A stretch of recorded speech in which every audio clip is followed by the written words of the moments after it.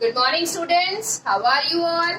So, we are doing chapter 5, that is data handling, and today we are going to start a new topic, that is chance and probability. So, nowadays you must be seeing the IPL matches, okay? So, in that IPL matches, two teams are playing, okay? Take it as any team, whosoever you support, okay? So, if the match is going between two teams, then what is the probability or what is the chance that first team wins, or what is the chance that the second team wins? Yes, 50-50 chance. Okay? In the same way, let's see that I am having a coin. Okay? Let's flip it. Let's see whether we get a head or a tail. Okay, we got a tail. Okay, we got a tail. So, by flipping a coin, by tossing a coin, that coin is having how many sides? A head and a tail, two sides. Okay, when we toss a coin, what is the chance that, what is the probability that we will be getting head only or we will be getting tail only? Yes, 50-50 chances. Okay, so we are going to study that only, the chance and the probability. Okay. You must have done some experiments in your science lab. Okay. In science lab, when we are doing some experiment, if we are doing the same experiment again and again under the same conditions, then the result we get is the same. Yes? In the same way, if we are doing any random experiment, means in which nothing is fixed, then that kind of experiment is what? Random experiment. Okay? What are the properties of this random experiment? How we can tell that any experiment is random, or it does not have any what we call that randomly it is done. It is not under fixed conditions. So first, all the outcomes of the experiment are known in advance. Okay, I was tossing the coin. Yes, I knew that it will be head or it will be tail. Any of the two options, not the third one. Okay, so we know the result in advance, that could be tail, could be head. Okay, same way, next one point is the exact outcome of any specific performance of the experiment is predictable, not known in advance. Okay, when I was tossing the coin, I was sure that we will be getting a head or a tail, but I was not that sure that I will get a tail only, that I will get a head only. I was not that sure. Okay, so in random experiment, we know the outcome previously, we know the outcome in advance, but we don't know the exact result of the experiment. Okay, understood? So, random experiments are those in which we know the outcome of the result in advance, but the accurate answer we don't know. Okay, so it is called random experiment. Performing a random experiment is called trial.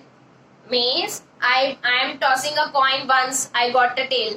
I am tossing the coin again, I got head, then again head, then again tail. So these are what? Trials. Okay, these are what? Trials. We are doing this random experiment how many times? Okay. Now next is sample space. Okay.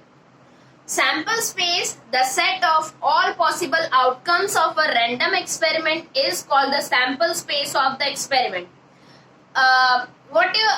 In simple words, what is sample space is, when I am tossing a coin, head or a tail are the obvious answers, are the obvious options which we get.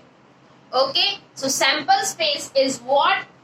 If we are flipping a coin, tossing a coin, the sample space will be head or a tail, not a third option. Okay, we will be getting only two options, whether we will get head or we will get tail. Okay, in the same way, let's move on to some more examples. In this lockdown, you must be playing Ludo. Okay, so in Ludo we are having dice, and on the dice, how many numbers we are there? How many numbers are drawn on it? 1, 2, 3, 4, 5, and 6. So in that dice case, what will be the sample space? Yes, it will be 1, 2, 3, 4, 5, 6. Okay?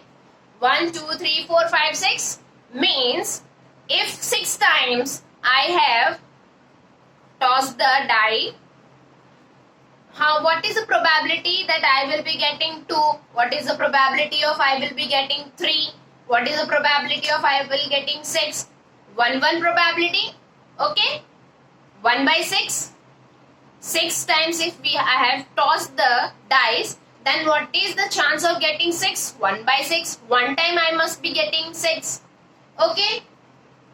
So in that case, the sample space means the obvious answers or the set of all the possible outcomes of the experiment are written as sample space. Means if we have tossed the coin once, so it can be head or it can be tail. If I have flipped the dice once, I will be getting any of these 6 numbers, not the 7th number, only 6 numbers which are plotted on that dice. Next, if we are asked if I have 2 coins or I have tossed the coin 2 times, then I must be getting what? Head, okay, tail, head tail, or tail head. Okay, these are the possible sample space if we have tossed the coin twice. Okay, in the same way we can, so this we can name as sample 1, this we can name as sample 2, and this we can name as sample 3 if the coin is tossed 3 times. So if I'm tossing the coin 3 times, then most probably I'll be getting head first, then it could be tail, it could be 1 tail and 2 heads, it could be 1 head and 2 tails, it could be tail, head, tail, it could be head, tail, head. Okay, 1, 2, 3, 4, 5, 6. Okay, 6. Then it could be what? Tail, head. Okay, it could be head, tail. Okay, now how many? 1, 2, 3, 4, 5, 6, 7, 8. Okay, we got 8 result. Yes.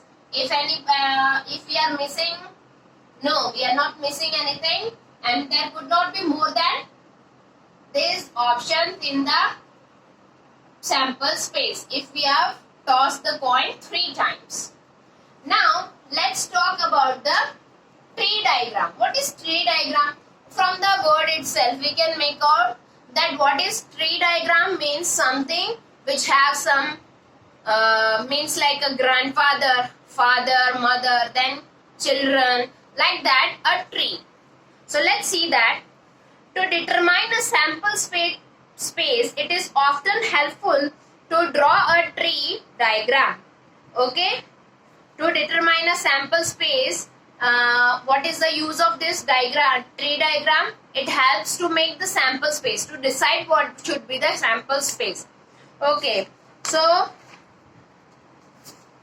if we have started, it looks like start, I have tossed the coin, it could be head and tail, and then it could be option if I have tossed the second time, this is the first time, then head, tail, and here also head tail is the option. It could happen second toss. Okay, so this like this becomes the tree diagram. Okay, in the same way we have written for sample 2 we can write. Okay, for sample 2 what we will do? This will increase by here, from here. So we can write head tail, we can write head tail, we can write head tail, head and tail. Okay, in this way the tree diagram is drawn. Hopefully you have understood what we have started, that is chance and probability. We have covered some of the topic from the chapter. We will meet tomorrow. Till then, take care, goodbye and thank you. Please do read what we have studied. Thank you.